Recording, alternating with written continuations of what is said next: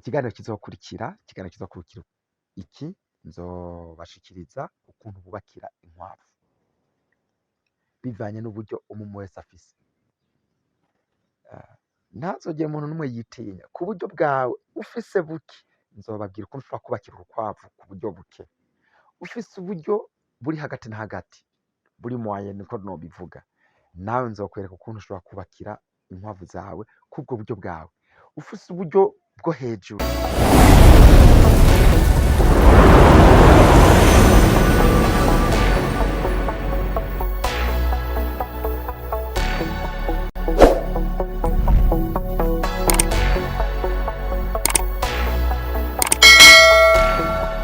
Tose kubaramutsa bakunzi ba Inkerebutsi TV, twizere ko muri amahoro, mwaraye neza, mumeze neza, natwebwe turi amahoro.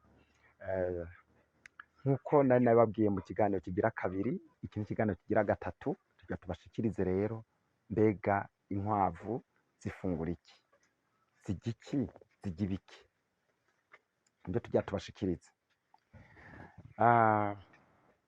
Ariko kandi mbere ko dushika hiyo, ukaba utaragira sabone cyangwa subscribe, raba munsi iki kiganiro uraba handitse sabone, ukoreko, ni gukorako gusa. Niba telefone yawe uri mu gifaransa bandika sabone, nimba iri mu congereza bandika subscribe. Uca ukorako rero n'urutoki gusa ukozako, maze kurukozako uca bakwereka hari agakengeri, karya gakengeri nako nico ugakorako. Kuri ako gakengeri rero maze ugakorako, telefone iri mu gifaransa baca bandika toute, iri mu congereza baca bandika all. Ahanditse toute canke all naho nico uhakora. Umaze kuhakorako, ikiganiro cyose zikoma dushako ngaha kuri Inkerebutsi TV kizokoma kigushikira byoroshe. Rero atanzigirimwe nawe ntukuza ku rutoke ku biganiro bikora biraba, nibaza ko ari ibintu bisanzwe. Ariko kandi abifuza kugira ico badufashije cyangwa kuduterera ivyiyumviro cyangwa kuduterera uburyo, navyo birakunda. Abifuza kugira ico batubajije kuvyerekeye inkwavu canke ibindi bintu bitandukanye, tuba twarigeze kubabwira dufate ku biganiro tumaze gushaka ngaha kuri Inkerebutsi TV, namwe murahawe ikaze. Murashobora kuturonka kuri ku nimero ifise na WhatsApp 69 134 954 69 134 954. Bari mu bindi bihugu murazi ko mutanguza plus 257. Ukaba wifuza amaganga y'inkwavu urashobora na kuduhamagara. Ukaba wifuza ifumbire rivuye mu nkwavu urashobora kuduhamagara, tugashobora kukwereka aho twabibonye biri canke nivyo dufise kuma tukabiraba, usanze bihuriranye n'ivyo wifuza ukabona kuza tukavugana. Rero nkuko tuba twabibemereye mu kiganiro giheruka, ko tujye kubashikiriza ikiganiro cerekeye ibifungurwa vy'inkwavu. Hariho abenshi banka korora, bibaza ko korora urukwavu vyoba ari ibintu bigoye cyane, ukabona ko urya vyomutwara umwanya munini, ukabona ko wogira vyomutwara uburyo bwinshi. Ariko nobabwira nti aha mu Burundi mu gihugu cyacu c'u Burundi, novuga ko inkwavu zitagoye cane kugaburira. Icambere ngaha mu Burundi inkwavu zirashobora kurya ivyatsi ibice 85%. Ibice 85% urashobora kubiha ubwatsi. Ariko tubanze dufatire ku bindi bihugu. Ku bindi bihugu inkwavu baziha ico bita magranire. Magranire mu rurimi rw'igifaransa, sinzi mu kirundi ko nogerageza kubivuga, ni indya zivangavanze mugabo ziba zigenewe igitungwa runaka. Rero granire z'inkwavu mu bindi bihugu biteye imbere nka za Cameroun, za Cote d'Ivoire, za Kenya, aho dukunze gukurikirana ivyigwa by'inkwavu cane, bobo bakoresha cane gose ku bice 90 hafi n'9% bitegezwa kuba ari amagranire. Ariko ngaha mu Burundi ku bice abenshi boroye inkwavu bakunze kuzigaburira ivyatsi. Ku bice nababwiye birenga 85% bakunze kuziha ubwatsi. Hanze mu bindi bihugu nkuko nabivuga, aho batanga amagranire barakunze kuziha n'amazi. Uko utanze amagranire nuko utanga n'amazi. Inkwavu usanga ziba zitegerezwa kugira ico bita abreuvoir, mu kirundi novuga n'akantu igitungwa kinyweramwo amazi, kubera ko granire zinyoteza. Nababwiye ko ari indya zivangavanze. Abifuza formule bashobora kuzombarira nayone nkazokora ikiganiro cerekeye ibitungwa vy'inkwavu ukoresheje intete cane cane, harimwo ibigori, ingano, umuceri n'ibindi vyinshi.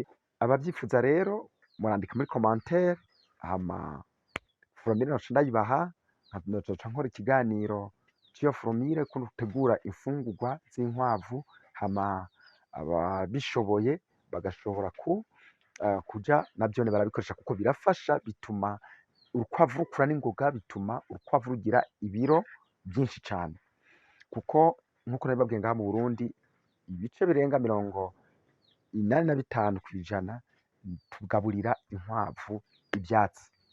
Yego natugaburira inkwavu ivyatsi zirabaho, kandi niyo zigaburira ivyatsi nta mazi menshi zigusaba.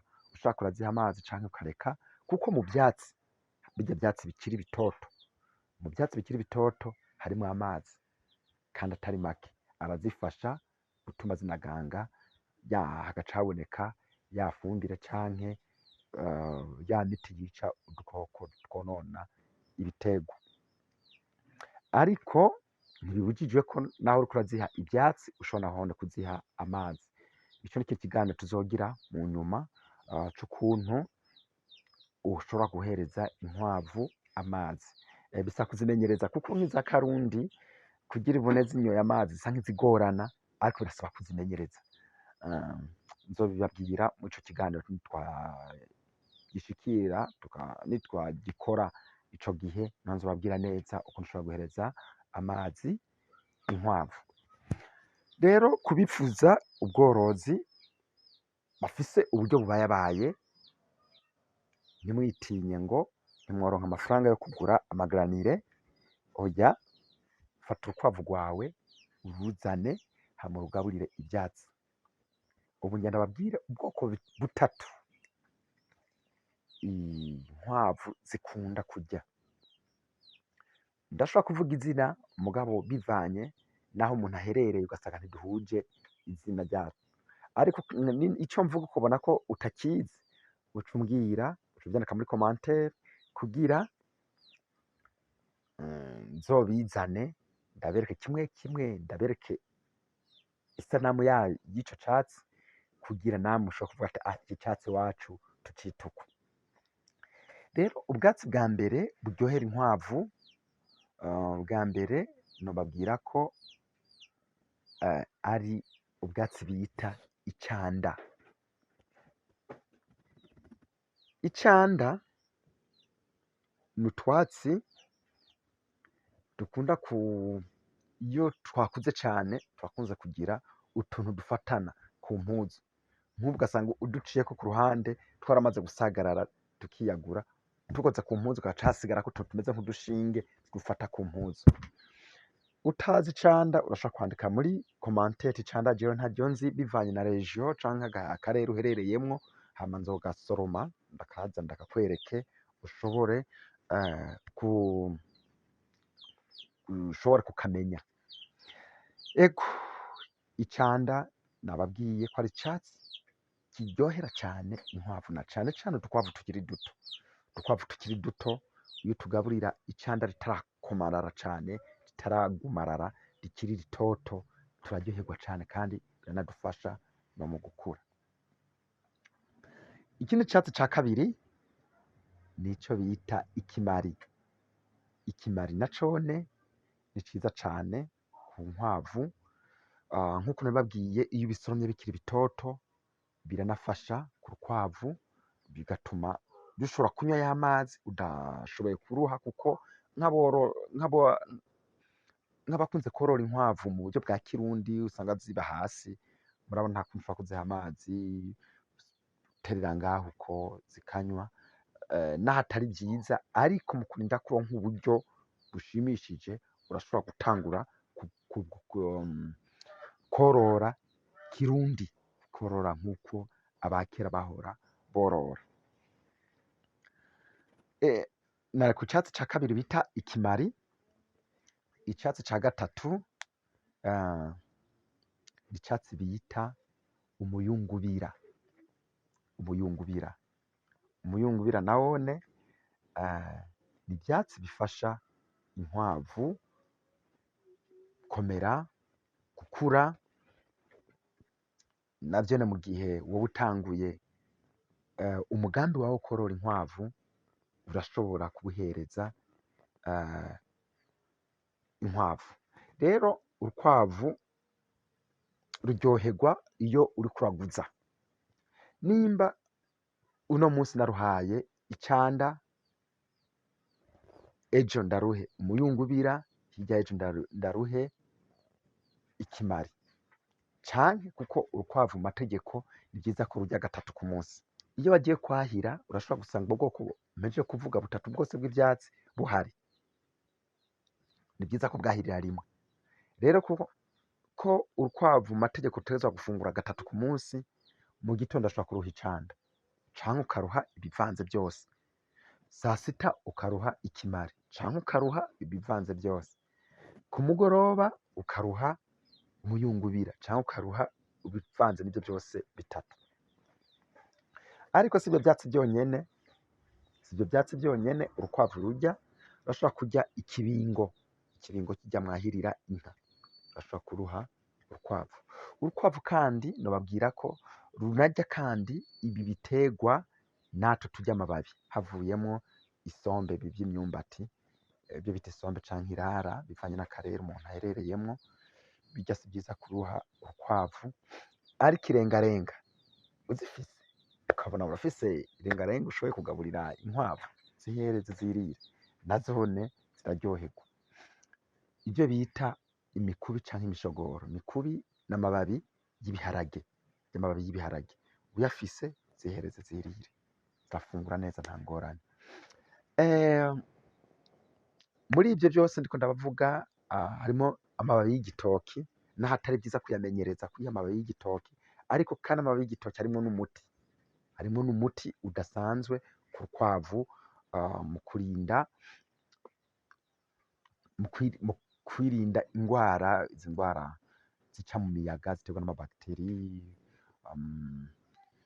Arashobora iyo uzigaburira ibibabi, mugabo ntuzimenyereze cane ibibabi, ugashobora kubiha ibibabi rimwe mu kwezi, kabiri mu kwezi, nta ngorane, zirabifasha mu kwirinda ubwo bugwara buza buciye mu miyaga. Rero wewe utaratangura korora,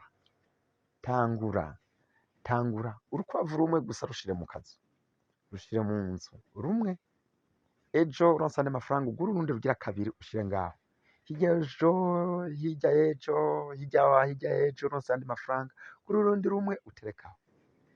Mu minsi mike uzoca gusanga ubworozi bwawe buguma bukura, buduga butera imbere.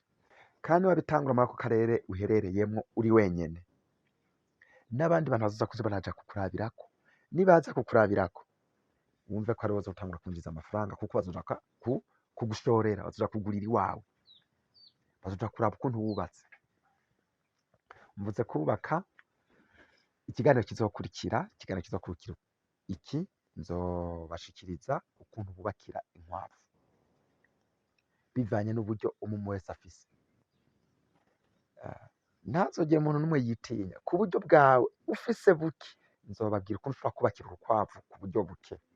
Ufise uburyo buri hagati na hagati, buri moyen niko nobivuga, nawe nzokwereka ukuntu ushobora kubakira inkwavu zawe kubwo buryo bwawe. Ufise uburyo bwo hejuru, nawewe uburyo bw'iwawe buriho, nzobereka ukuntu ushobora kubakira inkwavu ukoresheje uburyo bwinshi, ukoresheje uburyo buke bubayabaye, ukoresheje uburyo twokwita bw'umuntu atifashe bwo hasi, kandi mwese mukaronka ibihuriranye n'uburyo bwanyu. Reka ndabashimire rero, ndabipfuriza ko nawe muronanirwa, ariko gwaruka muriko muranyumviriza, tangura ubu bworozi bw'inkwavu, tangura ubu bworozi bw'inkwavu. Niworora ujya korora nujya korora nanje nkorora, mu minsi iri imbere tuzobona akamaro k'ubworozi bw'inkwavu. Nguma ndabivuga, urukwavu ntiruzimvye, nukuri ntiruzimvye. Jewe ndashobora kuja mu kabare ugasanga 15,000 ndabinywereye, aho ndi umwe ga, tubaye babiri hoho mvuze ngo nsohokane n'umugenzi, haja usanga 30, 45 tubinywereye umunsi umwe. Ariko ivy'45 uguzemo inkwavu zitatu, narababwiye ko nzobategura ikiganiro ku inkwavu 2 mu mwaka zishobora kuguhereza amafaranga atari munsi y'600 zibiri gusa, z'ibihumbi 30, uzifashe neza nazo zikagira ubuzima bwiza, zikarondoka, zikagwira, zirashobora kuguha amafaranga hamwe nawe wibaza ati izi ni za nkwavu 2 gusa. Rero no bahimiriza gutangura, cane cane ugwaruka, cane cane abatama, cane cane abakozi ba leta bariko baragereza baja mu zabukuru, abikorera utwabo ko baregereje baja mu zabukuru. Ejo murashobora gupasiyona, murashobora kuja mu myaka y'akaruhuko. Iyo mu myaka y'akaruhuko wifitiye udukwavu, uzofuma uja aho kwibarabara utore utwatsi dukeya uzigaburire. Rero tangura ubu bworozi, ntibuzimvye, buroroshe. Nababwiye ko ushobora kuzigaburira ivyatsi, nabibabwiye. Abafise uburyo bwinshi barakoresha bimwe nababwira amagiranire, ariko wewe ufise uburyo buke, tangura ukoresheje utwatsi, ubwatsi gusa. Naberetse ivyatsi bitatu, ubwoko butatu bw'ivyatsi bushobora gutuma inkwavu zawe zibaho neza kandi zikirinda n'ingwara: icanda, ikimari, umuyungubira.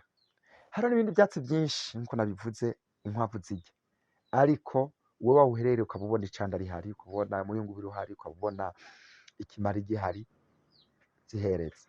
Ubonye ikibingo, zihereze. Ubonye arya mababi y'umusigati, zihereze.